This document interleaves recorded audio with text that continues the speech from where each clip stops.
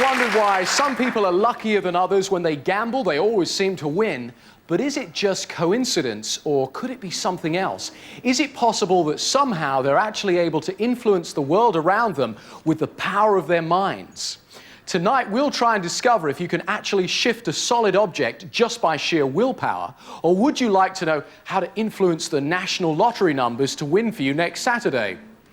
Because we're investigating the incredible phenomena of psychokinesis, or PK for short, the ability to control solid matter with your thoughts alone. It was scientists who noticed that experiments seemed to always go wrong when certain people were in charge, the PK effect. And then casino owners found that some people's luck was too good to be true. Was that PK or sleight of hand? The gamblers and the scientists have joined forces.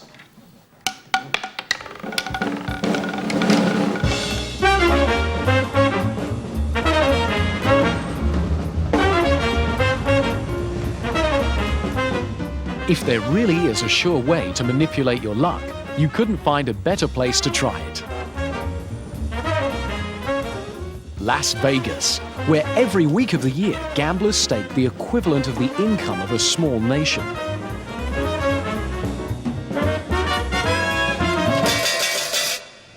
The University of Las Vegas, where they're researching to see if there's a way of psychically controlling one-armed bandits and other games that are supposed to rely on chance. Once again, for some reason the robot now seems to be slowing down. It's unique. The academic laboratory looks more like a storeroom at a nearby casino. What we have here is a little questionnaire, which I'll give to each of you. These latest arrivals on the research scene are here to have their luck assessed before they start work. Thank you. Thank you.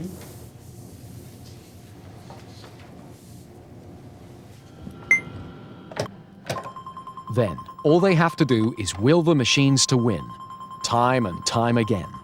Some people are extraordinarily good at it, and the scientists want to discover why. Thank you. She's willing the robot arm to move faster. In other words, to overcome the computer's control. The computer generating these dots will eventually let them slide to the edge of the screen. Can sheer human concentration keep them firmly in the center? They're trying to find out. But there's a world of difference between the calm of the laboratory and the real-life gambling den. On down. Does that difference have a measurable effect on winners and losers? Today, they're working on roulette, craps, and the slot machines. They all know what they've got to do, and that's concentrate to win.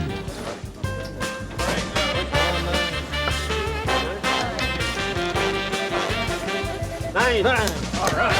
All right. Put it down. All right. I can find my car now. Come on, 7. All right. Come on, get it.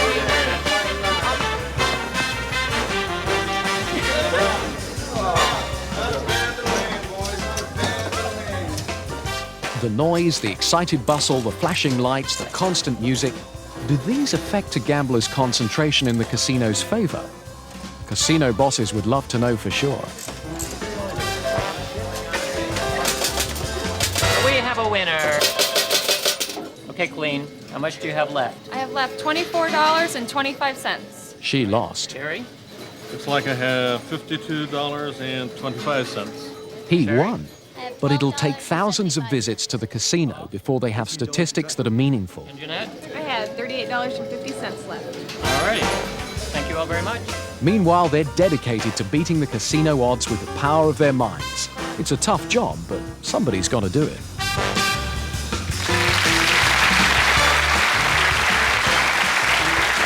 Serious researchers have always known that there are problems in using humans to investigate this area of the paranormal.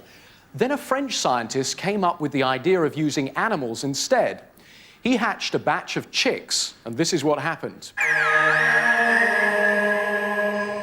The first thing every newly hatched chick sees is this robot, which it believes to be its mother, and therefore becomes firmly attached to it. The robot is actually a small computer designed to move in a completely random way anywhere in the room. The chick just follows it around as if it were a real mother hen. After a few days, the chick is locked in a cage. Inevitably, the robot moves off and leaves it behind. And an astonishing thing begins to happen. Somehow, the abandoned chick is able to influence the robot and stop it moving away. When they try it with a large cage full of chicks, the effect is even more dramatic. The forsaken little birds seem able to completely overcome the computer, as the printout of what should be random movements all over the room shows. Somehow they're actually pulling their computerized mother back to them.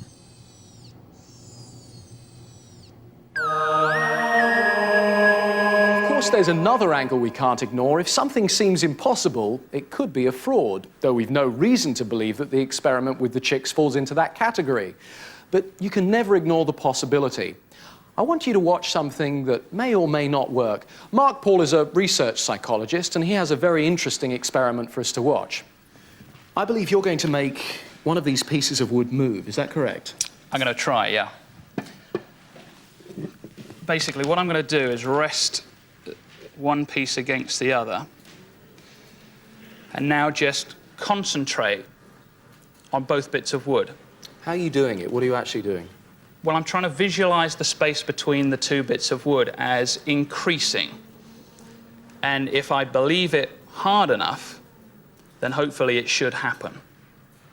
So just give me a few moments to concentrate and focus on the wood. So I'm thinking of the gap, and the gap is getting bigger. And hopefully we'll see it happen.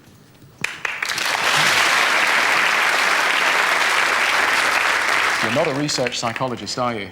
No, Paul, I'm actually a magician. Yes, ladies and gentlemen, you have been tricked. This is Mark Paul, the magician.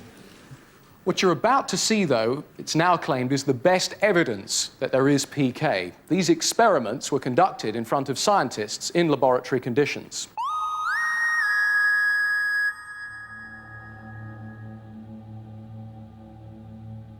Using nothing but intense concentration, this Frenchman, Jean-Pierre Girard, is going to try to move some of these objects across that transparent glass table.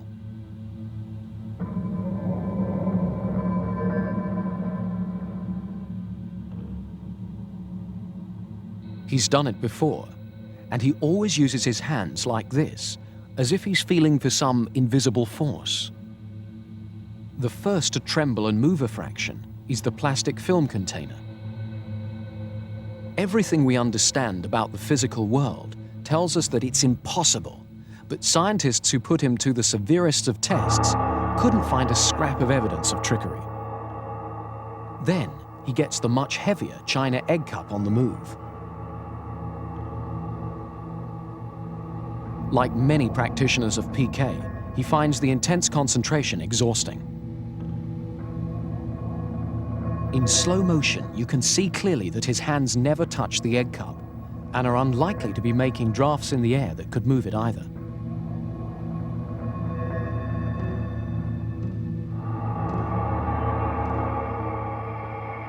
According to scientific reports from the old Soviet Union, this psychic was able to switch on a light with the power of his mind.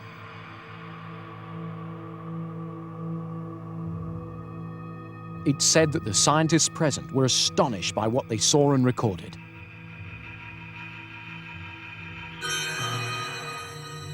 What you're about to see is a unique piece of film from Russia, which has never been shown on television in the West. Her name is Kulagina, and she's going to sever a length of cord with the force of her will. Again, she was studied by many skeptical scientists who failed to find any evidence of deception. Watch very closely, and you'll see that the man holding the cord is not putting any force into it, yet it's definitely parting. Shortly after this was filmed, Kulagina died suddenly, and this is the last record of what many believe is a classic demonstration of PK, the incredible power of the mind that most of us are born with, but few ever learn to use. In one of her early experiments, Kulagina was asked to move the needle of a compass. They got more than they bargained for.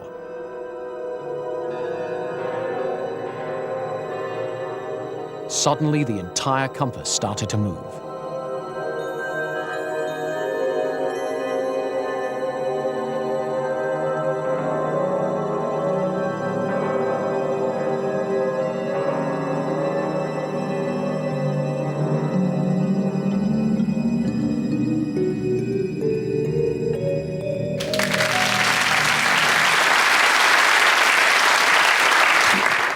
Wendy Grossman, I'd like to come to you. What do you make of the footage and of what we've been talking about?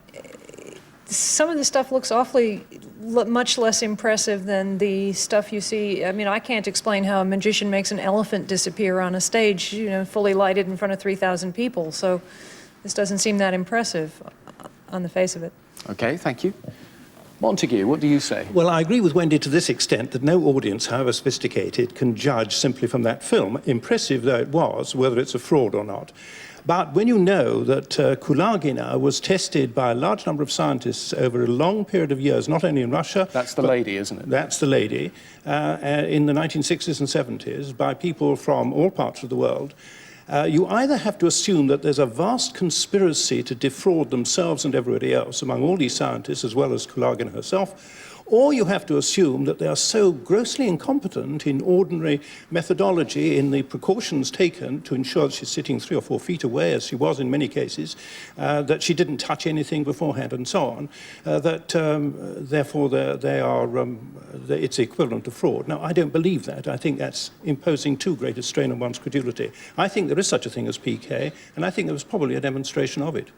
So, Wendy, yes. Part of the problem with a lot of these things is that it takes a certain kind of mind to understand what to control against. Certainly, but there have been plenty of cases where magicians have been employed, in the case of PK tests too, to ensure that all of the precautions that a magician would want to take have been taken. Thank you. We're going to leave it there because at Princeton University in America, physicists have been studying PK for years. They're trying to discover whether the force of the mind can influence the kind of electronic impulses that work computers. Now, there are serious implications to that. If it's true, it could affect anything from aeroplanes to the world's stock markets. The scientific research going on here has set the cat amongst the academic pigeons with a vengeance. One of the world's leading engineers claims that he has proof to back up an astonishing conclusion. Professor Robert Jahn. Our results confirm that praying and hoping and wishing can have an effect on the physical world.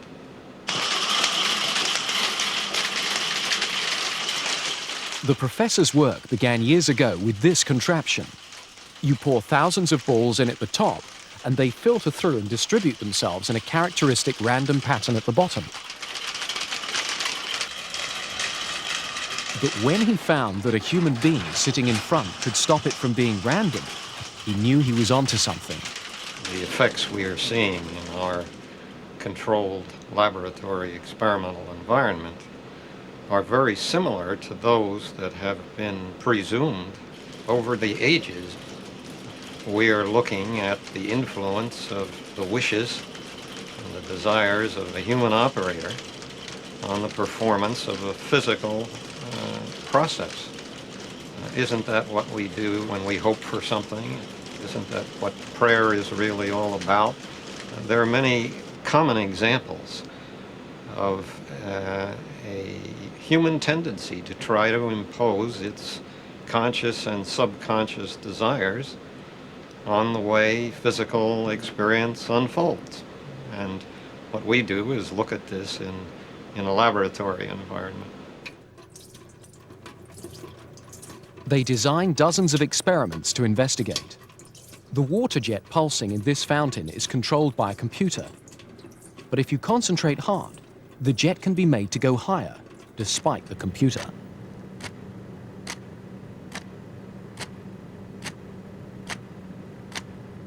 This is a variation on that experiment. The computer's programmed to beat a drum completely randomly, sometimes loud, sometimes soft. Just by thinking about it, he tries to make every beat sound the same. They've run the experiment thousands of times and carefully recorded the results. They've no doubts. Somehow, the human mind can control certain aspects of the physical world. Well,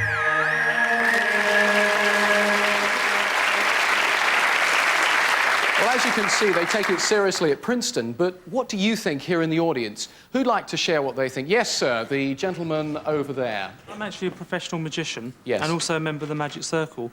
And I'd just like to say that everything that we've seen so far, as far as psychokinesis is concerned, it's quite easy for any magician in the Magic Circle to duplicate what they've seen. Thank you, sir. OK, who else? Yes, madam. Well, a few years ago, I had my car keys on a table, and through my mind, I was able to move the keys right off. Really? And they actually, you know, jogged along. How do you know that you did that? I done them with my mind. I focused on the keys. Have you done it again because since? some people, including my husband, didn't believe it could happen. Have you done it again since? No, I haven't. Um, But I was involved in table tilting and levitation why haven't you done it since? because I haven't been asked to do it. And who would ask you to do it? Well, we were in a group of people and we were trying it. And what do you think you used to do this? I focused my mind on the keys and I watched them move. I wanted the keys to move. Well, let's go back to the magician gentleman there. Yes, sir. Actually, I'm not really being sarcastic, but had you had anything to drink? OK, hang on a sec. Well, let's go back to the lady. I mean, let's take the question at face value. Had Yes. you had anything to drink? No, nothing. Has anything like that happened since? No. OK, let me just go to the magician for a moment. I just want to ask you, do you think that we shouldn't investigate psychic activity? Do you think that, you know, it's a waste of time? No, not at all. I don't think there's a... I mean, obviously there are a lot of things that are possible, and there's no harm in trying to see if these things actually do work. But like I say, I mean, obviously I'm very sceptical about the power of the mind and moving objects, so I don't think there's any harm in actually testing these things out. OK, thank you, sir. I'd like to go to Sue Blackmore, who's a psychologist.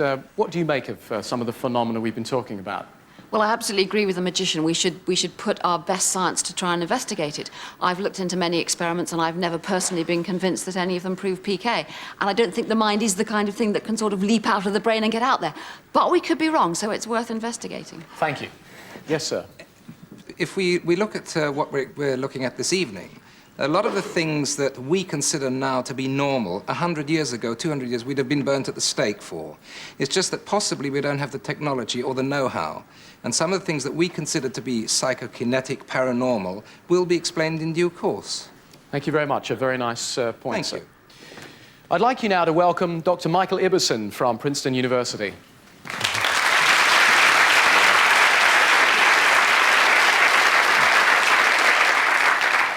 There are 300 people here in the studio, so let's see if we have combined psychic strength. We're going to demonstrate the kind of experiment that they do at Princeton University. Can you tell us about this experiment, Doctor? Well, we have at present 2 images stored on this computer, and one is the leopard you see right here.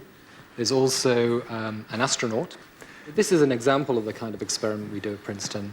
In this example, you'll see the 2 images being scrambled. And they're scrambled in a random way. This randomness is controlled by this box you see here, which is a random event generator, which is like an electronic dice thrower. And the decisions made by this box control the way in which the pictures appear on the screen. Now, for the purposes of the demonstration, what we can say is, let's try and make one of the pictures dominate over the other. So what we're going to do is try and make either the picture of the astronaut or the leopard come through. Usually it could take up to 5 minutes, but using our concentration, we may be able to make it happen sooner. Yes, that's true. When you do this as an actual experiment, you do it thousands of times, don't you? Yes, yes. I mean tens, hundreds of thousands of times.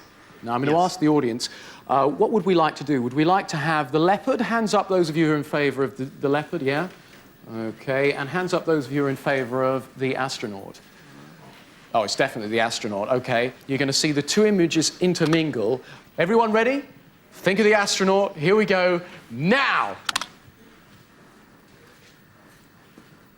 OK, you can see the 2 images there. And if you can see the leopard's face and see its spots, See the astronaut coming through. That's it. Think about his suit. See the color. That's it. Think about it coming through. Really concentrate. That's it. Keep concentrating. Think of the astronaut.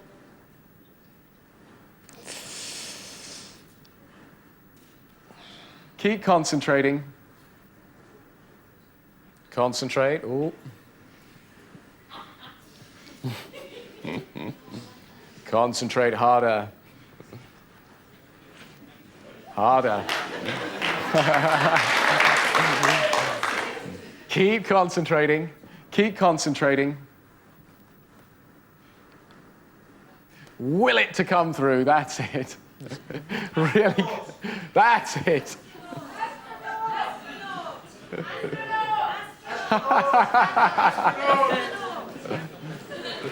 I think that was pretty good.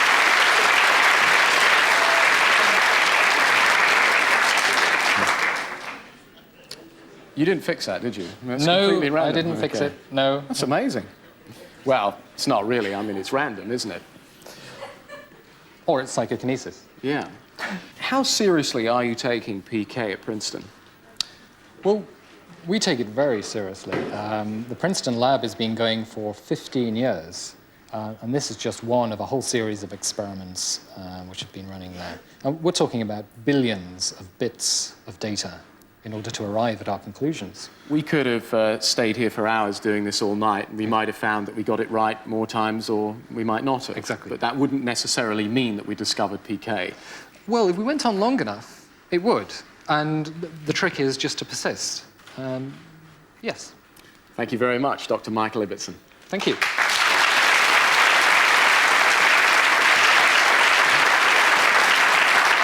So what does all this show us? Is there such a thing as mind over matter? If there is, do we have the ability to control the world around us?